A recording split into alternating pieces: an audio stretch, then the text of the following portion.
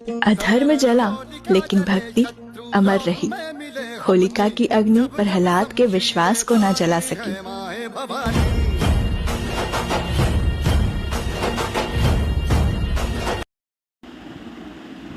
होळीच्या सर्वांना हार्दिक शुभेच्छा.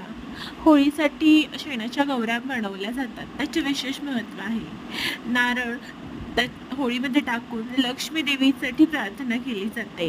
लवंग, कपूर टाकला जातो, ज्यामुळे वाईट नकारात्मक गोष्टींचा नाश होतो. अजूनही होळीमध्ये खूप काही वेगवेगळ्या गोष्टी, जसं कपूर, नमक, इलायची, लवंग, चंदनाचं लाकूड, काळं तीळ, गूळ अशा खूप काही गोष्टी होळीमध्ये समर्पित केल्या जातात. होळीला घरी बनवलेला प्रसाद किंवा असाही प्रसाद दाखवलं जातं.